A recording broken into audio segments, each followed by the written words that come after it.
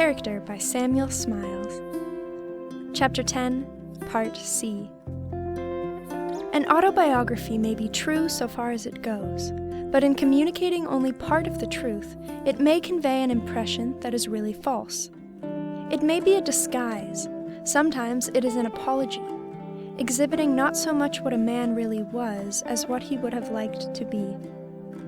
A portrait in profile may be correct, but who knows whether some scar on the off cheek or some squint in the eye that is not seen might not have entirely altered the expression of the face it brought into sight. Scott, Moore, Southey all began autobiographies, but the task of continuing them was doubtless felt to be too difficult as well as delicate, and they were abandoned. French literature is especially rich in a class of biographic memoirs, of which we have few counterparts in English. We refer to their mémoires pour servir, such as those of Sully, de Comines, Lauzun, de Retz, de Thou, Rochefoucauld, etc., in which we may have recorded an immense mass of minute and circumstantial information relative to many great personages of history. They are full of anecdotes illustrative of life and character, and of details which might be called frivolous, but that they throw a flood of light on the social habits and general civilization of the periods to which they relate. The memoirs of Saint-Simon are something more. They are marvelous dissections of character and constitute the most extraordinary collection of anatomical biography that has ever been brought together. Saint-Simon might almost be regarded in the light of a posthumous court spy of Louis XIV. He was possessed by a passion for reading character and endeavoring to decipher motives and intentions in the faces, expressions, conversation, and byplay of those about him. "I examine all my personages closely," said he, "watch their mouth, eyes, and ears constantly." And what he heard and saw he noted down with extraordinary vividness and dash. Acute, keen, and observant, he pierced the masks of the courtiers and detected their secrets. The ardor with which he prosecuted his favorite study of character seemed insatiable and even cruel. "The eager anatomist," says Sainte-Beuve, quote, "was not more ready to plunge the scalpel into the still palpitating bosom in search of the disease that had baffled him." End quote. La Bruyère possessed the same gift of accurate and penetrating observation of character. He watched and studied everybody about him.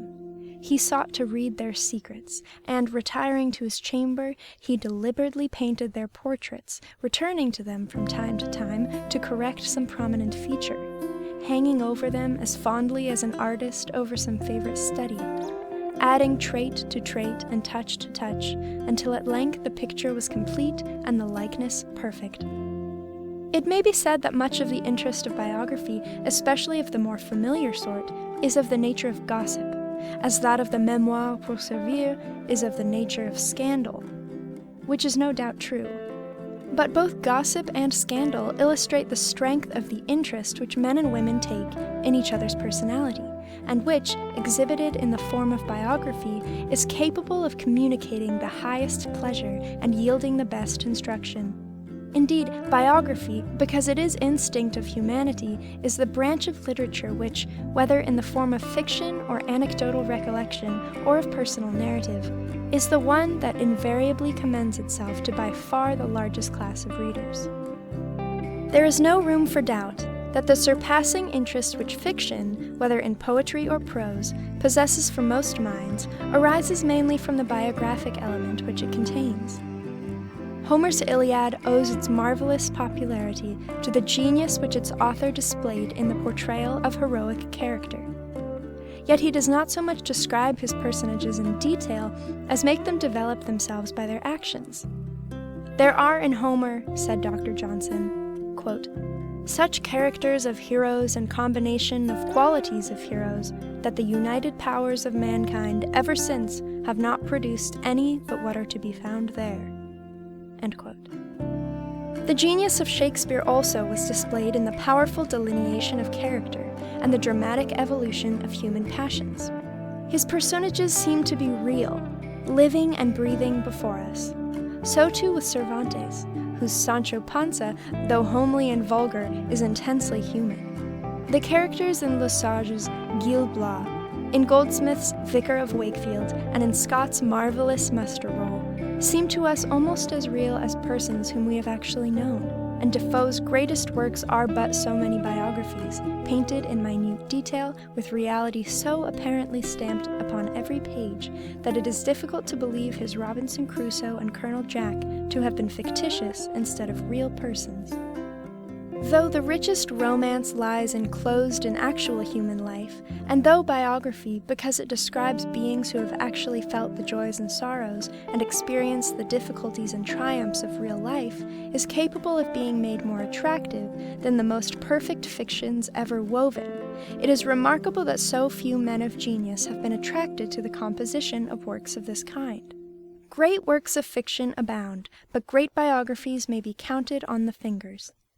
It may be for the same reason that a great painter of portraits, the late John Philip R.A., explained his preference for subject painting because, said he, portrait painting does not pay.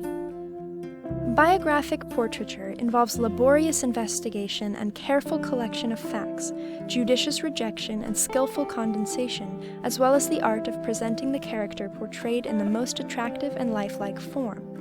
Whereas, in the work of fiction, the writer's imagination is free to create and to portray character without being trammeled by references or held down by the actual details of real life. There is, indeed, no want among us of ponderous but lifeless memoirs, many of them little better than inventories, put together with the help of the scissors as much as of the pen. What Constable said of the portraits of an inferior artist, quote, "He takes all the bones and brains out of his heads," unquote, applies to a large class of portraiture, written as well as painted. They have no more life in them than a piece of waxwork or a clothes dummy at a tailor's door. What we want is a picture of a man as he lived, and lo, we have an exhibition of the biographer himself. We expect an embalmed heart, and we find only clothes.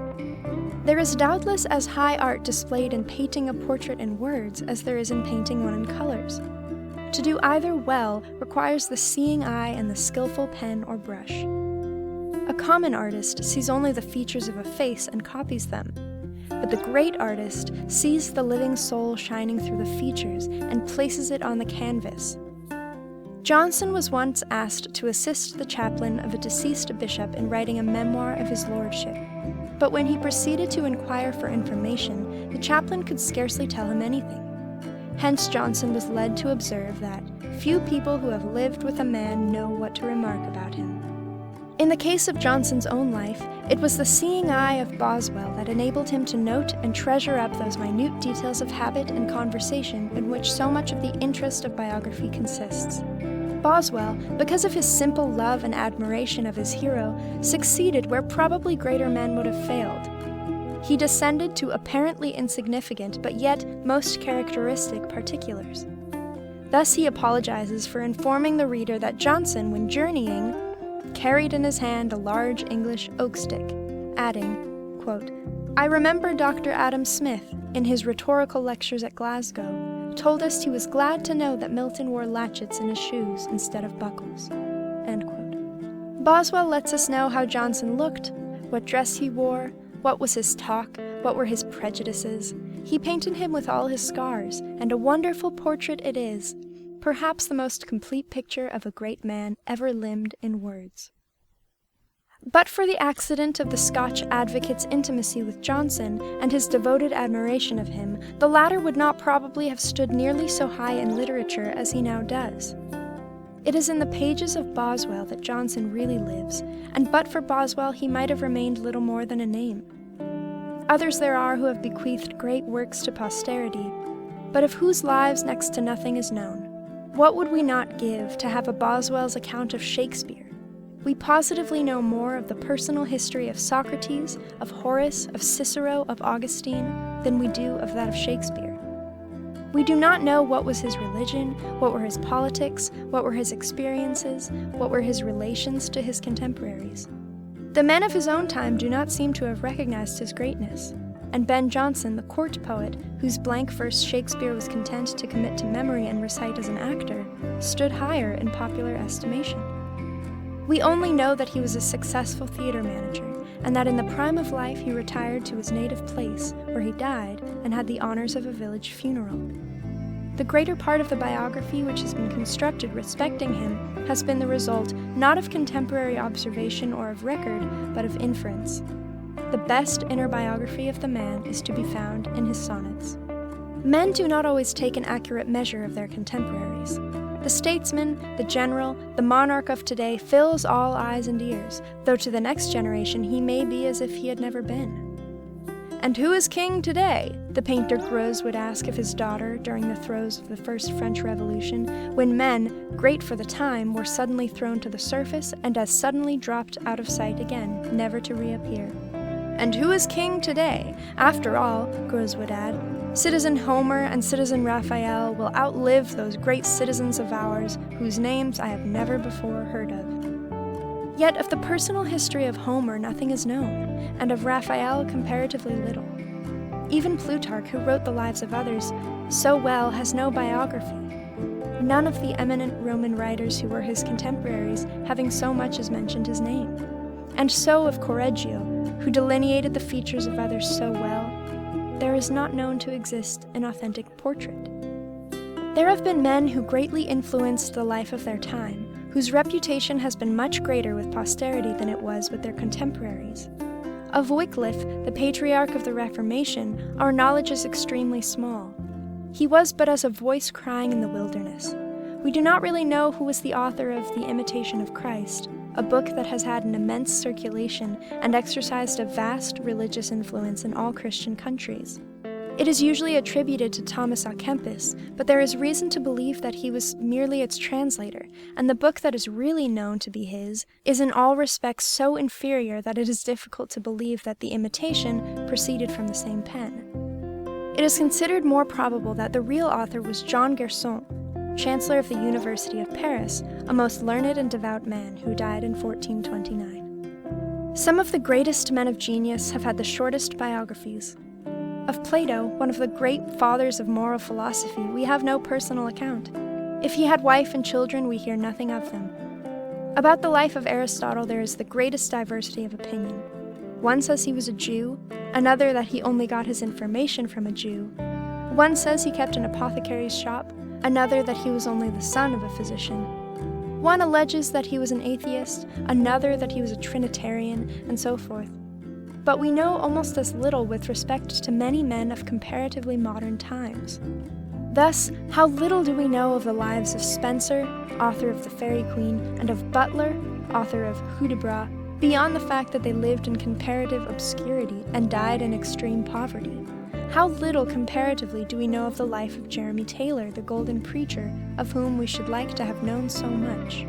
The author of Philip van Artevelde has said that the world knows nothing of its greatest men.